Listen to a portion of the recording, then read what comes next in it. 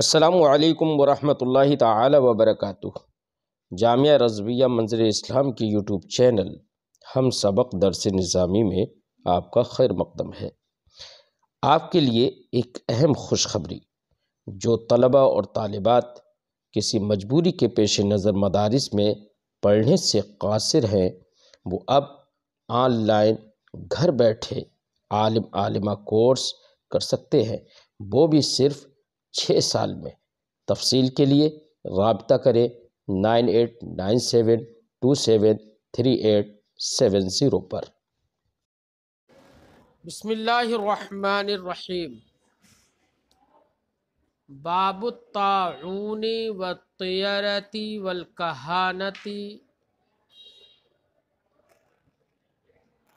ونحوہا۔ یہ باب ہے طاعون کے بیان میں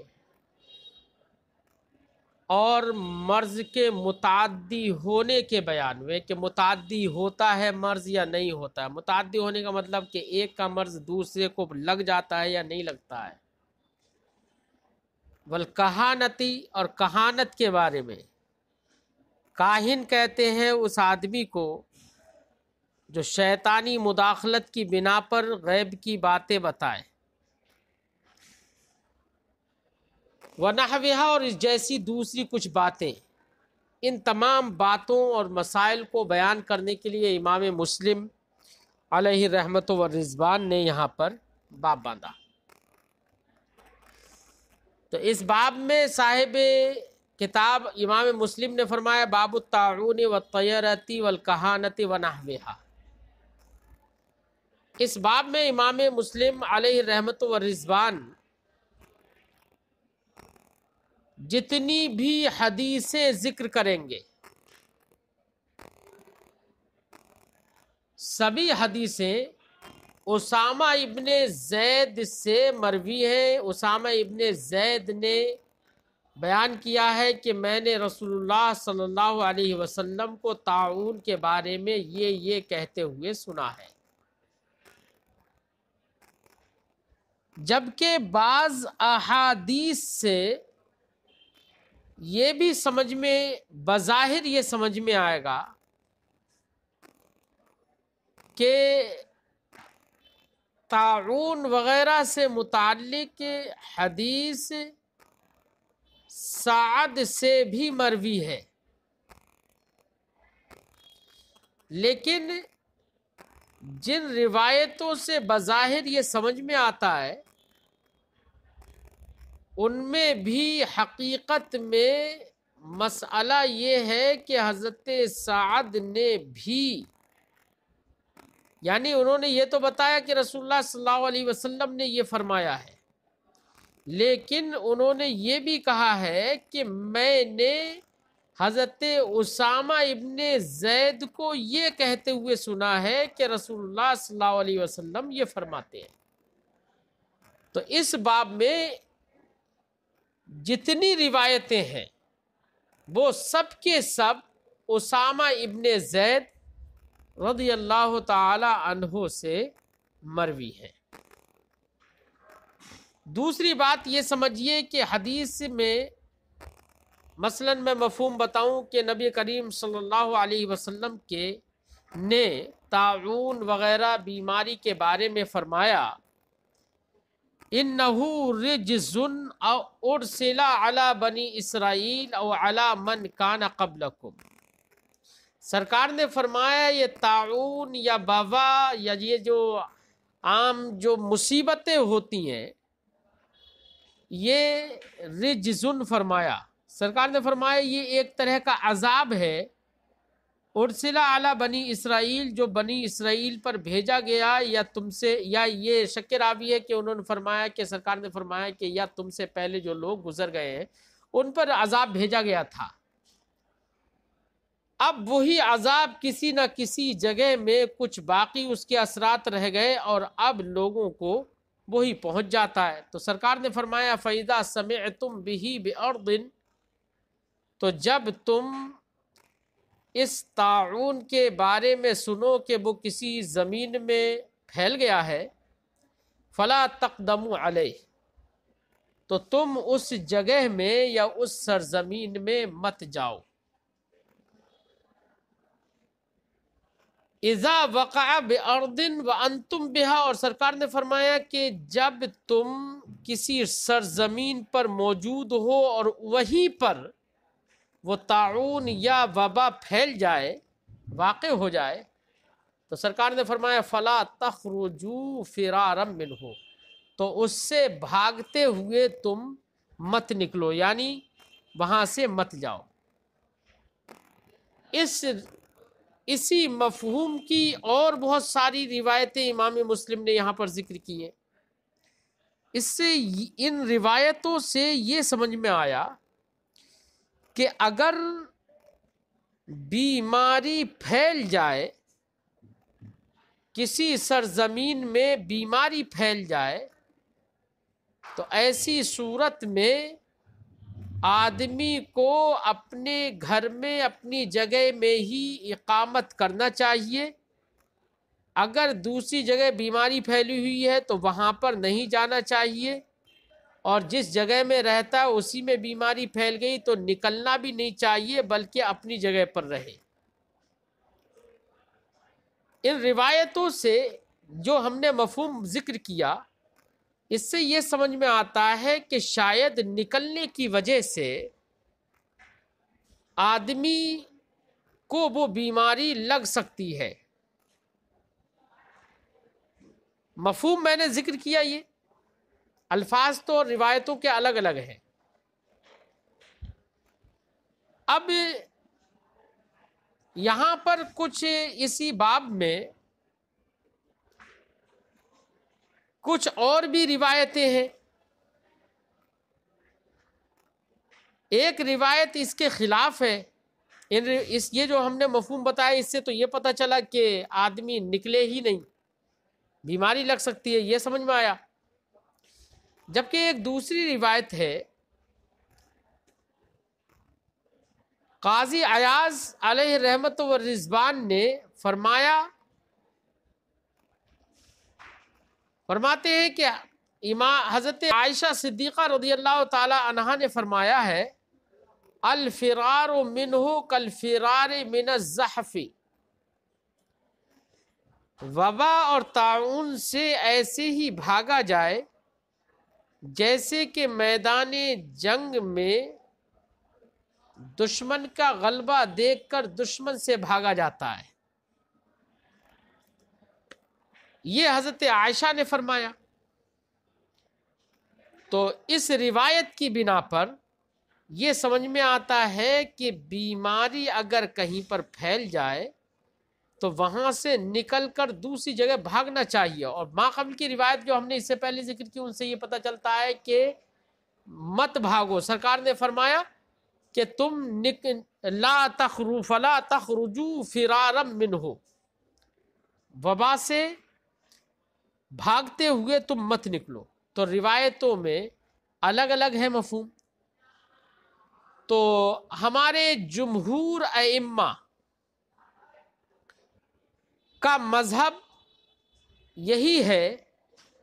کہ بلا ضرورت اگر کہیں پر بیماری پھیل رہی ہے تو بلا ضرورت تو نہ نکلے، یہی بہتر ہے۔ ہاں، کسی عارض کے پیش نظر نکل بھی سکتا ہے۔ اور بعض لوگوں نے حضرت عائشہ کے قول کو لیا اور کہا کہ بیماری کی جگہ سے بھاگ لینا یہ بہتر ہوتا ہے۔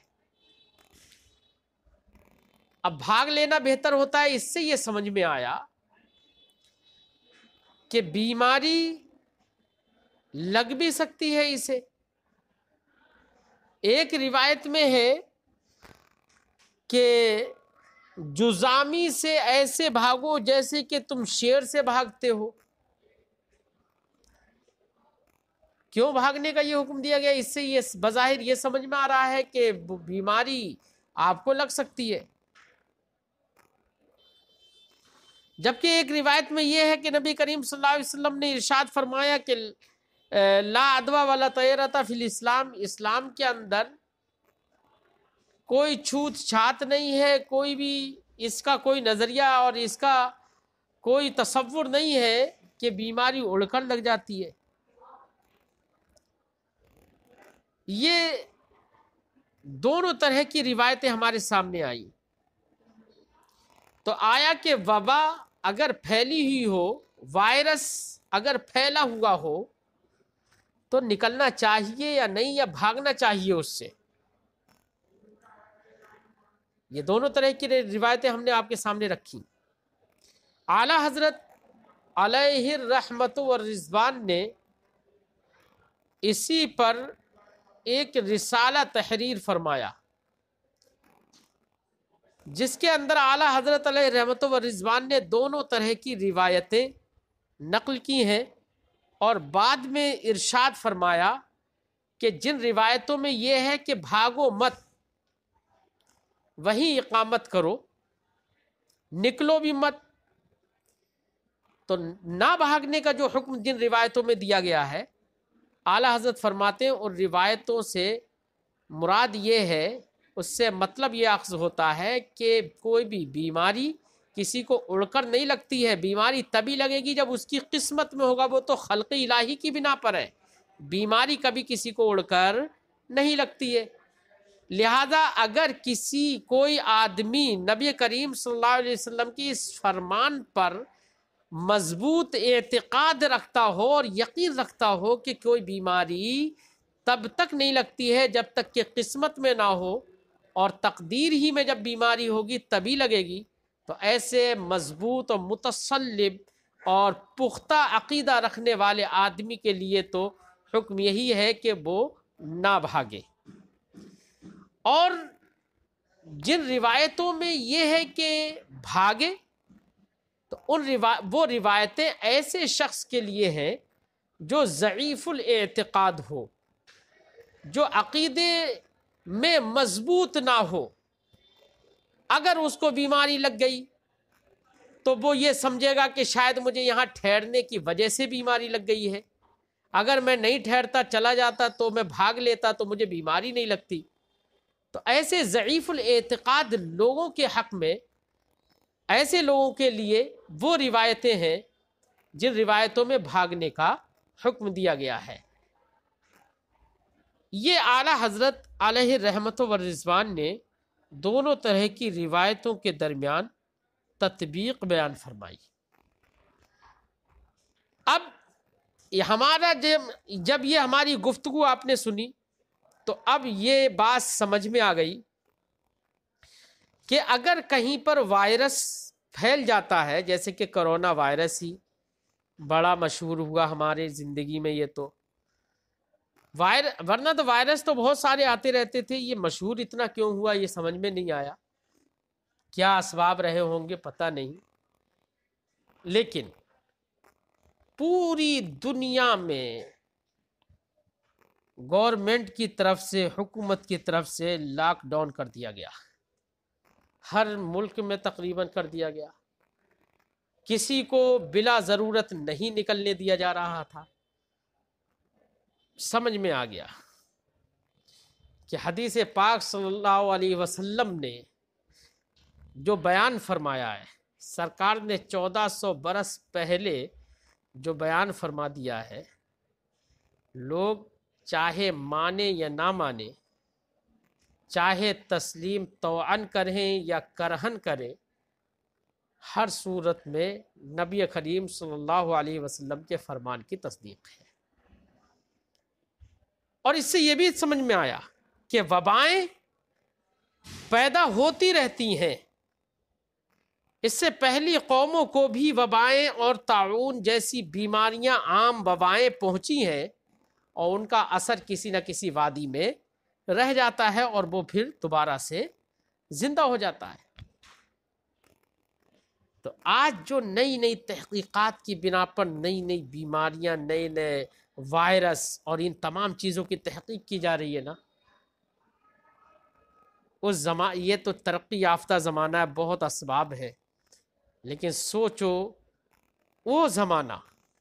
جس زمانے میں کچھ نہیں تھا، اس وقت بھی ہمارے نبی کو علم تھا، ایسے وقت میں علم ہونا یہ ہمارے نبی کی افضلیت کو بیان کر دیتا ہے۔ وہ چیزیں جو آج ریسرچ کے بعد سمجھ میں آتی ہیں وہ ہمارے نبی صلی اللہ علیہ وسلم نے 1400 سال پہلے بیان کر دی ہیں۔ کتنی چیزوں میں ایسی تحقیقات جو آج ہو رہی ہیں لیکن ہمارے نبی نے 1400 سال پہلے بیان کر دی۔ پڑھنے کے بعد، سننے کے بعد ایمان تازہ ہو جاتا ہے۔ ایک شاعر نے شعر کہا تھا، اور شعر اگرچہ غزل کا ہے لیکن یہاں پر کہ میں اس بات پر ذکر کر رہا ہوں کہ سرکار دو عالم صلی اللہ علیہ وسلم نے ایسے وقت میں جب کہ اندھیرا ہی اندھیرا تھا،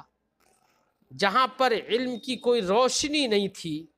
ایسے وقت میں بھی نبی کریم صلی اللہ علیہ وسلم نے علم کی وہ روشنی پھیلائی کہ جس کا تصور پورے جہان کو نہیں تھا، خیال بھی نہیں تھا کہ ایسا آنے والے زمانے میں ریسرچ کے بعد وہی بات سامنے آئے گی جو نبی کریم نے 1400 سال پہلے فرما دی تھی۔ آج تو اسباب ہیں، مشینیں ہیں، کیا کیا لوگوں نے ایجاد کر رکھا ہے، ایجاد کر لیا ہے، تو آج کسی چیز کا پتہ لگانا بہت آسان ہے، لیکن جس زمانے میں کوئی مشین نہیں، کچھ نہیں، وہاں پر اس وقت میں بھی نبی کریم صلی اللہ علیہ وسلم کو معلوم تھا۔ تو نبی کریم صلی اللہ علیہ وسلم کو علم تھا اس وقت میں بھی۔ سب سے اس لیے ہم کہیں گے کہ ہمارے نبی سے بڑھ کر علم والا اس دنیا میں نہ کوئی پیدا ہوا ہے، نہ کبھی کوئی پیدا ہوگا۔ ایک شاعر نے کہا، اللہ جانے کیسے سنورتے تھے وہ حسین، اللہ جانے کیسے سنورتے تھے وہ حسین، میں تب کی بات کرتا ہوں جب آئینہ نہ تھا۔ جب آئینہ ہی نہیں تھا، تصور کرو اس وقت میں بھی لوگ حسین رہے ہوں گے، وہ کیسے سنورتے ہوں گے۔ اب تو آئینہ میں تو ہر ایک سنور لیتا ہے۔ اب اگر اس وقت میں کوئی سنورا ہے تو یہ اس کی ہنر مندی ہے، اس کا علم ہے۔ بہرحال یہ غزل کا شعر تھا، لیکن سرکار کی ذات کو جس وقت کوئی مشین نہیں، کچھ نہیں، جو مشینیں آج کام کر رہی ہیں وہ سرکار نے 1400 سال پہلے ہی خبریں دے دی ہیں۔ بلکہ یہ ساری تحقیقات ہی اگر دیکھا جائے تو یہ احادیث کا نچوڑ ہے۔ بہرحال مفہوم ہم نے آپ کو باب کا ذکر کیا، تھوڑا ترجمہ لگاتے ہیں۔ حدثنا یحییٰ بن یحییٰ، ہم سے حدیث بیان کی یحییٰ ابن یحییٰ نے، قال انہوں نے کہا، قرأت علی مالک، میں نے حضرت مالک کے پاس محمد ابن منقدر سے روایت کرتے ہوئے اور ابی النضر مولا عمر ابن عبید اللہ سے روایت کرتے ہوئے حضرت امام مالک کے پاس پڑھا، یعنی حدیث کو پڑھا۔ اور ابو النضر مولا عمر ابن عبید اللہ یہ روایت کرتے ہیں عامر ابن سعد ابن ابی وقاص سے، وہ روایت کرتے ہیں عن ابی، اپنے والد یعنی حضرت سعد ابن ابی وقاص سے، اور وہ روایت کرتے ہیں، وہ کہتے ہیں انہو سمعہ یسأل اسامہ، حضرت عامر ابن سعد کہتے ہیں کہ میں نے اپنے والد، حضرت عامر ابن سعد کہتے ہیں کہ میں نے اپنے والد سعد ابن ابی وقاص کو سنا ہے، یسأل اسامہ ابن زید، کہ وہ حضرت اسامہ ابن زید سے پوچھ رہے ہیں، کیا پوچھ رہے ہیں؟ ماذا سمعت من رسول اللہ صلی اللہ علیہ وسلم فی الطاعون، تم نے رسول اللہ صلی اللہ علیہ وسلم سے طاعون کے بارے میں کیا سنا ہے؟ کیا سنا ہے تم نے طاعون کے بارے میں؟ فقال، تو حضرت اسامہ نے کہا، قال رسول اللہ صلی اللہ علیہ وسلم، رسول اللہ صلی اللہ علیہ وسلم نے ارشاد فرمایا، الطاعون رجس، طاعون ایک عذاب ہے، ارسل علی بنی اسرائیل، جو بنی اسرائیل پر بھیجا گیا، یہ سرکار نے فرمایا، او یا یہ فرمایا علی من کان قبلکم، جو عذاب بھیجا گیا ان لوگوں پر جو تم سے پہلے تھے. فَإِذَا سَمِعْتُمْ بِهِ بِأَرْضٍ، تو جب تم طاعون کے بارے میں کسی سرزمین میں سنو، فلا تقدموا علیہ، تو تم اس سرزمین یا اس طاعون زدہ زمین کی طرف مت جاؤ. وَإِذَا وَقَعَ بِأَرْضٍ، اور اگر طاعون کسی زمین میں واقع ہو جائے، وَأَنْتُمْ بِهَا، اور تم اسی زمین میں موجود ہو، فَلَا تَخْرُجُوا فِرَارًا مِّنْهُ، تو تم اس سے بھاگتے ہوئے مت نکلو، یعنی اس سے مت بھاگو بلکہ وہیں پر اقامت کرو. وقال ابو النضر، یہاں پر ابو النضر نے یہ کہا، لا یخرجکم الا فرار منہ، تم کو نہ نکالے مگر اس سے بھاگنا. اب یہاں پر اس سے بھاگنا یہ ابو النضر کی روایت میں یہ ہے، مگر اس سے بھاگنا یہ بات اس کا مطلب کیا ہے؟ تو فرار منہ بعض نسخوں میں تو رفع کے ساتھ فرار منہ ہے، جبکہ بعض نسخوں میں فرارن یعنی فرارم منہ یعنی نصب کے ساتھ ہے. چاہے رفع کے ساتھ پڑھے یا نصب کے ساتھ پڑھے، دونوں کا مطلب سمجھنا بڑا مشکل ہے. قاضی ایاز علیہ رحمت و رضوان نے فرمایا کہ اس کا مطلب یہ ہے کہ یہ روایت اگرچہ اہل عربیہ کے نزدیک ضعیف ہے اور مفسد للمعنی ہے، کیونکہ اس روایت سے بظاہر یہ معلوم ہوتا ہے کہ نکلنا منع ہے، کوئی بھی سبب ہو، کسی بھی سبب کی بنا پر نکلنا منع ہے سوائے فرار کے، یعنی بھاگنے کے لیے اگر نکلے تو جائز ہے. یہی تو سمجھ میں آیا، تو کوئی منع نہیں ہے، جبکہ یہ مراد کے خلاف ہے. تو قاضی ایاز نے تو یہ کہا کہ یہ روایت اہل عربیہ کے نزدیک ضعیف ہے اور مفسد للمعنی ہے، جو اللہ کے ساتھ ہے. اور بعض لوگوں نے یہ کہا کہ یہاں پر اللہ جو ہے یہ راوی کی غلطی ہے، راوی نے اس میں بیان کرنے میں غلطی کی ہے، اللہ نہیں ہے یہاں پر، بلکہ اللہ کا حذف درست ہے، یعنی اصل عبارت ہوگی لا یخرجکم فرار منہ، اس سے بھاگنا تمہیں نہ نکالے. تو اللہ کے حذف کے ساتھ درست ہے. بعض لوگوں نے یہ کہا، اور قاضی ایاز علیہ رحمت و رضوان نے فرمایا کہ یہ ایک دم راوی کی طرف غلطی کی نسبت کر دینا فوراً یہ درست نہیں ہے، بلکہ یہ روایت ہی پوری ضعیف ہے. بہرحال علامہ نووی علیہ رحمت و رضوان نے قاضی ایاز کے حوالے سے یہی بیان فرمایا کہ لا یخرجکم الا فرار منہ یا فرارم منہ، یہ روایت ضعیف ہے اور یہ صحیح نہیں ہے. اچھا، اگر اللہ کو صحیح بھی، اگر روایت کو صحیح مان لیں تو پھر بعض ائمہ نے اس کا ایک اور بھی مطلب بتایا. انہوں نے کہا کہ لا یخرجکم الا فرارم منہ میں جو ہے الا فرارن، یہ حال واقع ہے، اور معنی یہ ہوگا کہ لا یخرجکم تم کو نہ نکالے، یعنی وہ طاعون تم کو نہ نکالے اس حال میں کہ تم اس سے بھاگ رہے ہو، یہ معنی ہے. اور یہاں پر اللہ جو ہے وہ زائد ہے. کیا ہے؟ اللہ زائد ہے. کچھ لوگوں نے یہ بھی معنی بتایا ہے.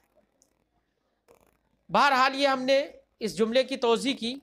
لیکن اس حدیث پاک میں دیکھیے، غور کریے کہ سرکار نے فرمایا الطاعون رجز ارسل علی بنی اسرائیل، طاعون ایک ایسا عذاب ہے، تو رجزن کہا یہاں پر. جبکہ بنی اسرائیل پر جو یہ عذاب اترا ہے یہ بنی اسرائیل کے لیے عذاب تھا، یہ ہم سے پہلی جو قومیں تھیں ان لوگوں کے لیے یہ عذاب تھا. رہا امت محمدیہ تو یاد رکھیے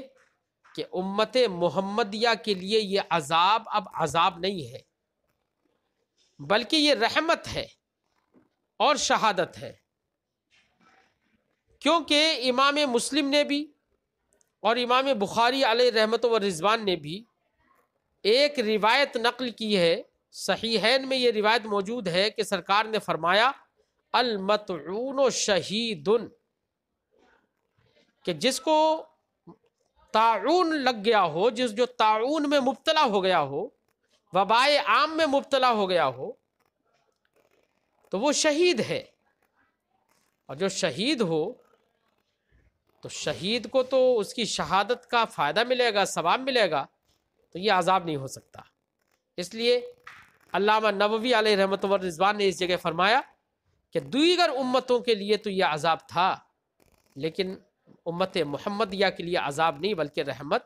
اور شہادت ہے. جبکہ صحیحین کے علاوہ ایک دوسری احادیث کتب احادیث میں یہ بھی ہے ان الطاعون کان عذابا یبعثہ اللہ علی من یشاء فجعلہ رحمتا للمؤمنین فلیس من عبد یقع الطاعون فیمکث فی بلدہ صابرا یعلم انہ لن یصیبہ الا ما کتب اللہ الا کان لہ مثل اجر شہید. صحیحین کے علاوہ دیگر کتب احادیث میں یہ بھی روایت ہے. اس روایت کا مطلب یہ ہوا کہ طاعون ایک عذاب تھا، اللہ جن لوگوں پر چاہتا اس کو بھیج دیتا تھا، پھر وہی طاعون امت محمدیہ کے مسلمانوں کے لیے رحمت بنا دیا گیا. فرمایا گیا کہ اب کوئی بندہ طاعون میں مبتلا نہیں ہوتا ہے مگر یہ کہ وہ اپنے شہر میں ٹھہرا رہے، صبر کرتا رہے اور یقین رکھے کہ اس کو یہ طاعون نہیں پہنچے گا، اور یہ یقین رکھے کہ طاعون نہیں پہنچے گا مگر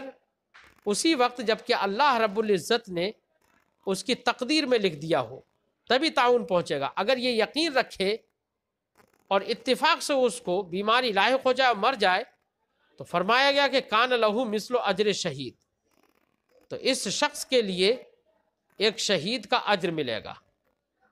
تو خلاصہ گفتگو کی یہ طاعون یا کوئی بھی وبا یا کوئی بھی وائرس وغیرہ جو بھی ہے دیگر قوموں کے لیے عذاب تھے لیکن امت محمدیہ کے لیے یہ عذاب نہیں ہے بلکہ یہ رحمت اور شہادت ہے. امام مسلم فرماتے ہیں حدثنا عبداللہ ابن مسلمہ ابن قعنب وقتیبہ ابن سعید. امام مسلم فرماتے ہیں ہم سے حدیث بیان کیا عبداللہ ابن مسلمہ بن قعنب نے اور قتیبہ ابن سعید نے، قالا ان دونوں نے کہا اخبرنا حدثنا المغیرہ، ہم سے حدیث بیان کی مغیرہ نے، ونسبہ ابن قعنب اور ابن قعنب نے اس کی نسبت کی، فقال تو کہا ابن عبد الرحمن القرشی، یعنی ابن عبد الرحمن قرشی نے ہم سے حدیث بیان کی. وہ روایت کرتے ہیں ان ابو النضر سے، وہ روایت کرتے ہیں عامر ابن سعد ابن ابی وقاص سے، وہ روایت کرتے ہیں ان اسامہ بن زید سے، قال انہوں نے کہا قال رسول اللہ صلی اللہ علیہ وسلم الطاعون آیت الرجس، طاعون عذاب کی نشانی ہے، ابتل اللہ عز وجل بہ ناسا، جس کے ذریعے سے اللہ عز وجل نے لوگوں کو، جس میں اللہ نے لوگوں کو مبتلا فرما دیا من عبادہ اپنے بندوں میں سے، فَإِذَا سَمِعْتُمْ بِهِ، تو جب تم اس کے بارے میں سنو، فَلَا تَدْخُلُوا عَلَيْهِ، تو اس عذاب پر تم داخل مت ہو، وَإِذَا وَقَعَ بِأَرْضٍ، اور جب اگر کسی سرزمین میں یہ عذاب واقع ہو جائے، یہ وبا واقع ہو جائے، وَأَنْتُمْ بِهَا، اور تم اسی میں ہو، اسی جگہ میں ہو، فَلَا تَفِرُّوا مِنْهُ، تو تم اس سے بھاگو مت. هذا حدیث قعنبی،